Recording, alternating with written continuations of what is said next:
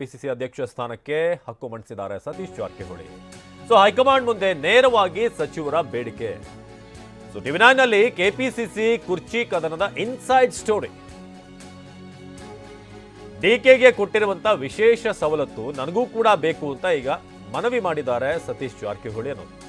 So ಡಿಕೆಗೆ ಏನೆಲ್ಲ ವಿಶೇಷವಾದಂತಹ ಸವಲತ್ತನ್ನು ಕೊಡಲಾಗಿದೆಯಲ್ಲ ಅದು ನನಗೂ ಬೇಕು ಅಂತ. ಸೊ ಮಂತ್ರಿ ಸ್ಥಾನದ ಜೊತೆಗೆ ಕೆಪಿಸಿಸಿ ಅಧ್ಯಕ್ಷ ಸ್ಥಾನಕ್ಕೆ ಬೇಡಿಕೆ ಇಟ್ಟಿದ್ದಾರೆ ಸತೀಶ್ ಜಾರಕಿಹೊಳಿ. ಸೊ ಡಿಕೆ ಶಿವಕುಮಾರ್ ರೀತಿಯ ಅವಕಾಶಕ್ಕೆ ಸತೀಶ್ ಕೂಡ ಮನವಿ ಮಾಡಿದ್ದಾರೆ. 3 ವರ್ಷ ಮಂತ್ರಿ ಸ್ಥಾನದ ಜೊತೆಗೆ ಅಧ್ಯಕ್ಷ ಸ್ಥಾನವನ್ನ ಕೊಡಿ, ಪಕ್ಷ ಸಂಘಟನೆಗೆ ನಾನು ರೆಡಿ ಅಂತ ಸಚಿವ ಸತೀಶ್ ಜಾರಕಿಹೊಳಿ ಹೇಳಿದ್ದಾರೆ.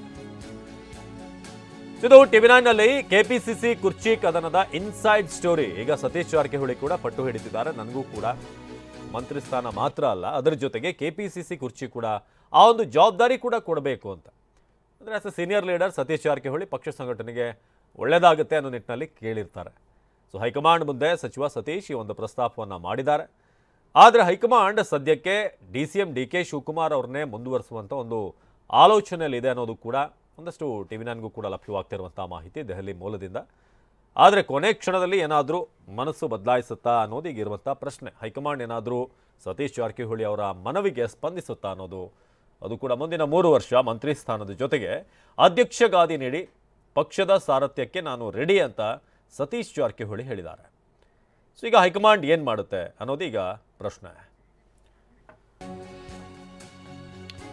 ಇನ್ನು ಸುರ್ಜೇವಾಲಾ ವೇಣುಗೋಪಾಲ್ ಮುಂದೆ ಈ ವಿಚಾರವನ್ನ ಪ್ರಸ್ತಾಪ ಮಾಡಿದ್ದಾರೆ ಸತೀಶ್ ಜಾರಕಿಹೊಳಿ. ಸುರ್ಜೇವಾಲಾ ವೇಣುಗೋಪಾಲ್ ಜೊತೆ ಮಾತುಕತೆ ನಡೆಸಿದ್ದಾರೆ. ಈ ಬಗ್ಗೆ ಮಂತ್ರಿ ಸ್ಥಾನದ ಜೊತೆಗೆ ಅಧ್ಯಕ್ಷ ಸ್ಥಾನವನ್ನು ನೀಡೋದಕ್ಕೆ ಈಗ ಹೈಕಮಾಂಡ್ ಹಿಂದೇಟು ಹಾಕ್ತಾ ಇದೆ. ಈ ಬಗ್ಗೆ ಹೈಕಮಾಂಡ್ ಹಿಂದೇಟು ಹಾಕ್ತಾ ಇದ್ದಕ್ಕೆ ಈ 1 ಮ್ಯಾನ್ 1 ಪೋಸ್ಟ್ ವಿರುದ್ಧ ನಿರ್ಣಯಿಸಲ್ಲ. 1 ಮ್ಯಾನ್ 1 ಪೋಸ್ಟ್ ಏನಿದೆ ಅದರ ವಿರುದ್ಧ ನಿರ್ಣಯಿಸಲ್ಲ. ಉದಯಪುರ ಡಿಕ್ಲರೇಷನ್ಗೆ ವಿರುದ್ಧವಾಗಿ ನಿರ್ಧಾರ ಇಲ್ಲ, ಅದು ಕಷ್ಟ ಸಾಧ್ಯ ಅಂತ ಹೈಕಮಾಂಡ್ ನಾಯಕರು ಹೇಳಿದ್ದಾರೆ. ಹೈಕಮಾಂಡ್ ನಾಯಕರು ರಾಹುಲ್ ಗಾಂಧಿ ಜೊತೆಗೆ ಚರ್ಚೆ ಮಾಡಿ ಮುಂದಿನ ನಿರ್ಧಾರವನ್ನ ಕೈಗೊಳ್ಳುವಂತ ನಿರೀಕ್ಷೆ ಇದೆ. ರಾಹುಲ್ ಗಾಂಧಿ ಜೊತೆಗೆ ಈ ಬಗ್ಗೆ ಚರ್ಚೆ ಮಾಡಿ ಮುಂದಿನ ಒಂದು ನಿರ್ಧಾರವನ್ನ ಕೈಗೊಳ್ತಾರೆ. ಇದು ಬಹಳ ಮುಖ್ಯವಾದಂತ ನಿರ್ಧಾರ ಆಗುತ್ತೆ. ಮುಂದಿನ ನಿರ್ಧಾರ ತಿಳಿಸ್ತೀವಿ ಅಂತ ಹೈಕಮಾಂಡ್ ಹೇಳಿದೆ ಅಂತ ಸತೀಶ್ ಜಾರಕಿಹೊಳಿಗೆ. ಸೊ ಸತೀಶ್ಗೆ ಮುಂದೆ ಏನಾಗಬಹುದು ಅನ್ನೋದರ ಬಗ್ಗೆ ಸಾಧ್ಯತೆ ಇದೆಯಾ, ಇದೆಲ್ಲದರ ಬಗ್ಗೆ ಕೂಡ ನಾವು ಅಪ್ಡೇಟ್ ಮಾಡ್ತೀವಿ ಅಂತ ಈಗ ಹೈಕಮಾಂಡ್ ನಾಯಕರು ಈಗ ಸತೀಶ್ ಜಾರಕಿಹೊಳಿಗೆ ಹೇಳಿದ್ದಾರೆ ಅಂತ. ನಮ್ಮ ಪ್ರತಿನಿಧಿ ಪ್ರಸನ್ನ ಈ ಬಗ್ಗೆ ಹೆಚ್ಚಿನ ಮಾಹಿತಿಯನ್ನು ನೀಡ್ತಾರೆ ನೇರ ಸಂಪರ್ಕದಲ್ಲಿ. ಪ್ರಸನ್ನ, ಇದೀಗ ಸತೀಶ್ ಜಾರಕಿಹೊಳಿ ಹಿಂದೆ ಕೂಡ ಈ ಅಧ್ಯಕ್ಷ ಸ್ಥಾನದ ಬಗ್ಗೆ ಮಾತನಾಡಿದಾಗ, CM ವಿಚಾರವಾಗಿ ಮಾತನಾಡಿದಾಗಲೂ ಕೂಡ ಒಂದಷ್ಟು ಸ್ಟೇಟ್ಮೆಂಟ್ ಅನ್ನು ಕೊಟ್ಟಿದ್ರು. ಅದಾದ್ಮೇಲೆ ನಾನು ಹೇಳಿದಂಥ ಕಾಂಟೆಕ್ಸ್ಟ್ ಬೇರೆ, ಸೊ ಅದಾದ್ಮೇಲೆ ಅದಕ್ಕೆ ಮತ್ತೊಂದಷ್ಟು ಕ್ಲಾರಿಫಿಕೇಶನ್ ಕೊಡುವಂಥ ಪ್ರಯತ್ನ ಪಟ್ಟರು. ಆದರೆ ಹೈಕಮಾಂಡ್ ಮುಂದೆ ಈಗ ನೇರವಾಗಿ ನಾನು KPCC ಅಧ್ಯಕ್ಷನಾಗೋಕೆ ತಯಾರಿದ್ದೀನಿ, ರೆಡಿ ಇದ್ದೀನಿ ಅಂತ. ಜೊತೆಗೆ ಅವರ ಉದ್ದೇಶ ಪಕ್ಷ ಸಂಘಟನೆ ಅನ್ನೋದು ಇರ್ಬೋದು, ಬಟ್ ಇಲ್ಲಿ ಪ್ರಶ್ನೆ ಇರೋದು ಆ ಕುರ್ಚಿಯಲ್ಲಿರೋದು DK ಶಿವಕುಮಾರ್. ಸೊ ಹೀಗಾಗಿ ಹೈಕಮಾಂಡ್ಗೂ ಕೂಡ ನಿರ್ಧಾರ ಕೈಗೊಳ್ಳುವಂಥದ್ದು ಸ್ವಲ್ಪ ಸವಾಲಾಗ್ಬೋದು ಅಂತ.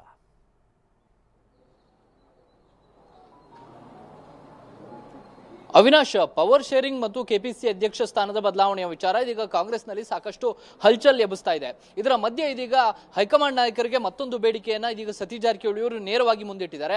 ಕಳೆದ ವಾರವೂ ಕೂಡ ದೆಹಲಿಗೆ ಪ್ರವಾಸವನ್ನ ತೆರಳಿ ದೆಹಲಿ ನಾಯಕರನ್ನ ಭೇಟಿಯಾಗಿ ಬಂದಿದ್ದಂತಹ ಸತೀಶ್ ಜಾರಕಿಹೊಳಿ ಅವರು ಕೆಪಿಸಿಸಿ ಅಧ್ಯಕ್ಷ ಸ್ಥಾನವನ್ನ ತನಗೆ ಕೊಟ್ರೆ ತಾನು ನಿಭಾಯಿಸ್ತೀನಿ ಅನ್ನುವಂತಹ ಭರವಸೆ ಮೂಡಿಸುವಂತಹ ಪ್ರಯತ್ನಗಳನ್ನ ಮಾಡಿದ್ದಾರೆ. ಒಂದು ಆದ್ರೆ ಸತೀಶ್ ಜಾರಕಿಹೊಳಿ ಅವರು ಹೈಕಮಾಂಡ್ ನಾಯಕರ ಮುಂದೆ ಇಟ್ಟಿರುವಂತಹ ಪ್ರಸ್ತಾಪ ಅಂತಂದ್ರೆ ತನಗೆ ಸಚಿವ ಸ್ಥಾನವನ್ನು ಕೂಡ ಮುಂದುವರಿಸಿಕೊಂಡು ಹೋಗೋದಕ್ಕೆ ಅವಕಾಶವನ್ನ ಕೊಡಬೇಕು, ಕೆಪಿಸಿಸಿ ಅಧ್ಯಕ್ಷ ಸ್ಥಾನವನ್ನು ಕೂಡ ತಾನು ನಿಭಾಯಿಸ್ತೀನಿ ಅನ್ನುವಂತಹ ಒಂದು ಪ್ರಸ್ತಾಪವನ್ನ ಹೈಕಮಾಂಡ್ ನಾಯಕರ ಮುಂದೆ KC ವೇಣುಗೋಪಾಲ್ ಮತ್ತು ಸುರ್ಜೇವಾಲಾ ಅವರನ್ನ ಭೇಟಿಯಾದಂತಹ ಸಂದರ್ಭದಲ್ಲಿ ಸತೀಶ್ ಜಾರಕಿಹೊಳಿ ಅವರ ಈ ಪ್ರಸ್ತಾಪವನ್ನ ಅವರ ಮುಂದಿಟ್ಟಿದ್ದಾರೆ. ಆದ್ರೆ ಹೈಕಮಾಂಡ್ ತಕ್ಷಣಕ್ಕೆ ಇದನ್ನ ಒಪ್ಪೋದಕ್ಕೆ ಸಿದ್ಧ ಇದೆಯಾ ಅನ್ನುವಂಥದ್ದು ಇದೀಗ ಯಕ್ಷ ಪ್ರಶ್ನೆಯಾಗಿದೆ. ಮೇಲ್ನೋಟಕ್ಕಂತೂ ಈ ಒಂದು ಬೇಡಿಕೆಗೆ ಅಥವಾ ಈ ಡಿಮ್ಯಾಂಡ್ಗೆ ತಕ್ಷಣಕ್ಕೆ ಒಪ್ಪೋದಕ್ಕೆ ಹೈಕಮಾಂಡ್ ಕೂಡ ಸಿದ್ಧವಿಲ್ಲ. ಹೈಕಮಾಂಡ್ ಹುಡುಕ್ತಾ ಇರುವಂತಹ ಅಭ್ಯರ್ಥಿ ಅಂದ್ರೆ ಯಾರು ಸಚಿವ ಸ್ಥಾನವನ್ನ ಬಿಟ್ಟು ಕೇವಲ ಪಕ್ಷದ ಕೆಲಸ ಕಾರ್ಯಗಳನ್ನ ಮಾತ್ರ, ಸಂಘಟನೆಯನ್ನ ಮಾತ್ರ ನಿಭಾಯಿಸೋದಕ್ಕೆ ಸಿದ್ಧವಿದ್ದಾರೋ ಅಂತವರಿಗೆ ತಕ್ಷಣಕ್ಕೆ ನಾವು ಜವಾಬ್ದಾರಿ ಕೊಡೋದಕ್ಕೆ ಸಿದ್ಧ ಅನ್ನುವಂತ ಮಾತನ್ನ ಹೈಕಮಾಂಡ್ ನಾಯಕರು ಹೇಳ್ತಿದ್ದಾರೆ. ಆದ್ರೆ ಇದೀಗ ಹೈಕಮಾಂಡ್ ಮುಂದೆ ಸತೀಶ್ ಜಾರಕಿಹೊಳಿ ಇಟ್ಟಿರುವಂತಹ ಪ್ರಸ್ತಾಪ ಅಂದ್ರೆ DK ಶಿವಕುಮಾರ್ ಈಗಾಗಲೇ 1 ಮ್ಯಾನ್ 1 ಪೋಸ್ಟ್ ಅನ್ನುವಂಥದ್ದನ್ನ ಇನ್ನೂ ಕೂಡ ಪಾಲನೆಯನ್ನ ಮಾಡ್ತಾ ಇಲ್ಲ. ಅವರು ಎರಡೆರಡು ಪ್ರಬಲ ಇಲಾಖೆಗಳನ್ನ ನಿಭಾಯಿಸ್ತಾ ಇದ್ದಾರೆ, ಅದರ ಜೊತೆಗೆ KPCC ಅಧ್ಯಕ್ಷ ಸ್ಥಾನವನ್ನು ಕೂಡ ನಿಭಾಯಿಸ್ತಾ ಇದ್ದಾರೆ. ಹೀಗಾಗಿ ತಮಗೂ ಕೂಡ ಸಚಿವರಾಗಿ ಮುಂದುವರೆದುಕೊಂಡು KPCC ಅಧ್ಯಕ್ಷ ಸ್ಥಾನವನ್ನ ಕೊಟ್ಟಿದ್ದೆ ಆದ್ರೆ ತಾನು ಈಗಿನಿಂದಲೇ ಚಾರ್ಜ್ ತೆಗೆದುಕೊಳ್ಳೋದಕ್ಕೆ ರೆಡಿ ಅನ್ನುವಂತ ಒಂದು ಭರವಸೆಯನ್ನ ಮೂಡಿಸುವಂತಹ ಪ್ರಯತ್ನವನ್ನ ಸತೀಶ್ ಸತೀಶ್ ಜಾರಕಿಹೊಳಿ ಮಾಡಿದ್ದಾರೆ.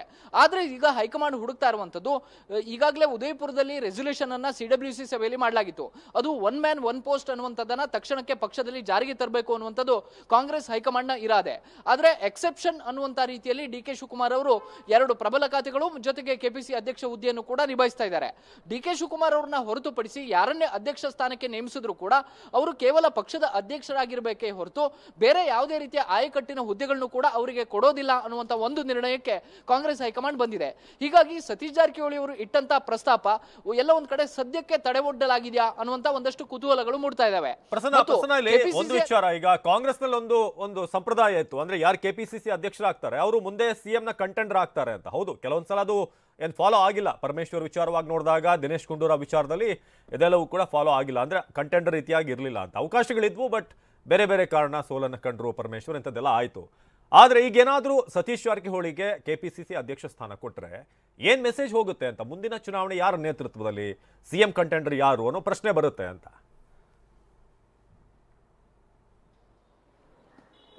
ಖಂಡಿತ ಅವಿನಾಶ್, ಸತೀಶ್ ಜಾರಕಿಹೊಳಿ ಅವರ ಇರಾದೆ ಇರುವಂತದ್ದು ಅಥವಾ ರಣತಂತ್ರ ಅಂತ ನಾವು ಕರಿಬಹುದು. ಸತೀಶ್ ಜಾರಕಿಹೊಳಿ ಅವರು KPC ಅಧ್ಯಕ್ಷ ಸ್ಥಾನವನ್ನ ವಹಿಸಿಕೊಳ್ಳೋದಕ್ಕೆ ತುದಿಗಾಲಲ್ಲಿ ನಿಂತಿರೋದು ಇದು ಒಂದು ಕಾರಣ. ಮುಂದೆ ಚುನಾವಣೆಯನ್ನ ತಮ್ಮ ನೇತೃತ್ವದಲ್ಲೇ ಎದುರಿಸಿದ್ದೆ ಆದ್ರೆ ಮುಂದೆ ಮುಖ್ಯಮಂತ್ರಿ ಸ್ಥಾನವನ್ನು ಕೂಡ ತಾನು ಕ್ಲೇಮ್ ಮಾಡ್ಕೊಳ್ಬಹುದು ಅನ್ನುವಂತ ಒಂದು ದೊಡ್ಡ ಲೆಕ್ಕಾಚಾರ ಕೂಡ ಸತೀಶ್ ಜಾರಕಿಹೊಳಿ ಅವರ ಮನಸ್ಸಲ್ಲಿದೆ. ಅದನ್ನ ಅವರು ಬಹಿರಂಗವಾಗಿಯೂ ಕೂಡ ಹೇಳಿದ್ದಾರೆ. 2028ಕ್ಕೆ ಮುಖ್ಯಮಂತ್ರಿ ಸ್ಥಾನದ ಆಕಾಂಕ್ಷಿ ಖಂಡಿತವಾಗಿಯೂ ನಾನು ಇರ್ತೀನಿ ಅನ್ನುವಂತ ಮಾತನ್ನ ಸತೀಶ್ ಜಾರಕಿಹೊಳಿ ಅವರು ಹೇಳಿದ್ದಾರೆ. ಆದ್ರೆ KPCC ಅಧ್ಯಕ್ಷ ಸ್ಥಾನವನ್ನ ತಕ್ಷಣಕ್ಕೆ ಹೈಕಮಾಂಡ್ ಅವರಿಗೆ ಕೊಡುತ್ತಾ ಅಥವಾ ಇನ್ನೂ 1-1.5 ವರ್ಷದ ತನಕ ಕಾದು ನೋಡಿ, ಅಂದ್ರೆ 2026ರ ವೇಳೆಗೆ ಅವರಿಗೆ KPCC ಅಧ್ಯಕ್ಷ ಸ್ಥಾನವನ್ನ ಕೊಟ್ಟು ಚುನಾವಣೆಯನ್ನ ಅಹಿಂದ ಮತ್ತು ಒಕ್ಕಲಿಗ ಕಾಂಬಿನೇಷನ್ ನ ಮೂಲಕ ಫೇಸ್ ಮಾಡೋದಕ್ಕೆ ಏನಾದ್ರೂ ಸ್ಟ್ರಾಟಜಿನ ಹೈಕಮಾಂಡ್ ನಾಯಕರು ರೂಪಿಸ್ತಿದಾರಾ? ಇದು ಸಾಕಷ್ಟು ಕುತೂಹಲವನ್ನ ಕೆರಳಿಸ್ತಾ ಇದೆ. ಆದ್ರೆ ಸಾಮಾನ್ಯವಾಗಿ ಕಾಂಗ್ರೆಸ್ ಪಕ್ಷದಲ್ಲಿ ನಡೆದುಕೊಂಡು ಬಂದಿರುವಂತಹ ಪದ್ಧತಿ ಅಂದ್ರೆ ಪಕ್ಷ ಯಾರ ನೇತೃತ್ವದಲ್ಲಿ ಹೋಗುತ್ತೆ ಅವರು ಸಹಜವಾಗಿ ಮುಖ್ಯಮಂತ್ರಿ ಸ್ಥಾನ ತಮಗೆ ಕೊಡಬೇಕು ಅಂತೇಳಿ ಕ್ಲೇಮ್ ಮಾಡ್ಕೊಳ್ತಾರೆ. ಹಿಂದೆ KPCC ಅಧ್ಯಕ್ಷರು ಹಲವಾರು ಮಂದಿ ಪಕ್ಷವನ್ನ ಅಧಿಕಾರಕ್ಕೆ ತರೋದಕ್ಕೆ ಸಾಧ್ಯವಾಗಿಲ್ಲ. ಅಂತ ಸಂದರ್ಭದಲ್ಲಿ ಅವರು ಹಿಂದೇಟನ್ನು ಹಾಕಿದ್ದಂಥದ್ದಿದೆ. ಅಂತದಕ್ಕೆ ಹೈಕಮಾಂಡ್ ಕೂಡ ಅವಕಾಶ ಮಾಡಿಕೊಟ್ಟಿಲ್ಲ. ಪರಮೇಶ್ವರ್ ಅವರ ನೇತೃತ್ವದಲ್ಲಿ ಸರ್ಕಾರ ಅವತ್ತು 2013ರಲ್ಲಿ ಬಂದರೂ ಕೂಡ ಅವತ್ತು ಪರಮೇಶ್ವರ್ ಅವರೇ ಗೆಲ್ಲೋದಕ್ಕೆ ಸಾಧ್ಯವಾಗಿರಲಿಲ್ಲ. ಅಂತ ಪರಿಸ್ಥಿತಿಯಲ್ಲಿ ಸಿದ್ದರಾಮಯ್ಯನವರು ಪಕ್ಷವನ್ನ ಹಿಡಿದಿಟ್ಟಿದ್ರು. ಪಕ್ಷವನ್ನ ಫೇಸ್ ಆಫ್ ದಿ ಪಾರ್ಟಿ ಅನ್ನುವಂತ ರೀತಿಯಲ್ಲಿ ಸಿದ್ದರಾಮಯ್ಯನವರು ಬಿಂಬಿತವಾಗಿದ್ರು. ಈ ಕಾರಣಕ್ಕೋಸ್ಕರ ಅವರು ಮುಂದುವರೆದುಕೊಂಡು ಹೋದ್ರು. ಈಗ ಸತೀಶ್ ಜಾರಕಿಹೊಳಿ ಅವರ ಲೆಕ್ಕಾಚಾರ ಇರುವಂತದ್ದು ಕೂಡ ಅದೇ. KPCC ಅಧ್ಯಕ್ಷ ಸ್ಥಾನವನ್ನ ಅಹಿಂದ ಸಮುದಾಯದ ತಾನು ಪ್ರಬಲ ಒಂದು ವರ್ಗಕ್ಕೆ ಸೇರಿದಂತವನಾಗಿ ನಿಭಾಯಿಸಿಕೊಂಡು ಹೋದ್ರೆ ಮುಂದೆ CM ಸ್ಥಾನವನ್ನು ಕೂಡ ಕ್ಲೇಮ್ ಮಾಡಬಹುದು ಅನ್ನುವಂತ ಲೆಕ್ಕಾಚಾರ ಸತೀಶ್ ಜಾರಕಿಹೊಳಿ ಅವರ ಮನಸ್ಸಲ್ಲಿ ಇದ್ದೇ ಇದೆ. ಅದನ್ನ ಬಹಿರಂಗವಾಗಿಯೂ ಕೂಡ ಹೇಳಿದ್ದಾರೆ. ಆದ್ರೆ ಇದೀಗ ಹೈಕಮಾಂಡ್ ಎಷ್ಟರ ಮಟ್ಟಿಗೆ ಆ ಒಂದು ಜೇನುಗೂಡಿಗೆ ಕೈ ಹಾಕುತ್ತೆ ಅನ್ನುವಂಥದ್ದು ಪ್ರಮುಖ ಆಗುತ್ತೆ. ಬೇರೆ ಬೇರೆ ರಾಜ್ಯಗಳಲ್ಲಿ KPCC ಪ್ರದೇಶ ಕಾಂಗ್ರೆಸ್ ಕಮಿಟಿಯ ಅಧ್ಯಕ್ಷರನ್ನ ಬದಲಾಯಿಸಿದಷ್ಟು ಸುಲಭವಾಗಿ ಕರ್ನಾಟಕದ PCC ಅಧ್ಯಕ್ಷರನ್ನ ಬದಲಾಯಿಸುವಂತದ್ದು ಸುಲಭ ಇಲ್ಲ. DK ಶಿವಕುಮಾರ್ ಕೂಡ ಅತ್ಯಂತ ಪ್ರಬಲ ನಾಯಕರಾಗಿರುವಂತಹ ಕಾರಣಕ್ಕೋಸ್ಕರ ಮತ್ತು ಅವರ ಸ್ಟ್ರಾಟಜಿ ಕೂಡ ಅಷ್ಟೇ ಪವರ್ಫುಲ್ ಆಗಿರುವಂತಹ ಕಾರಣಕ್ಕೋಸ್ಕರ ಇದೀಗ ಹೈಕಮಾಂಡ್ಗೆ ಒಂದು ರೀತಿಯಲ್ಲಿ ತಲೆನೋವಾಗಿ ಕಾಡ್ತಾ ಇದೆ. ಅವಿನಾಶ್, ಧನ್ಯವಾದ ಪ್ರಸನ್ನ.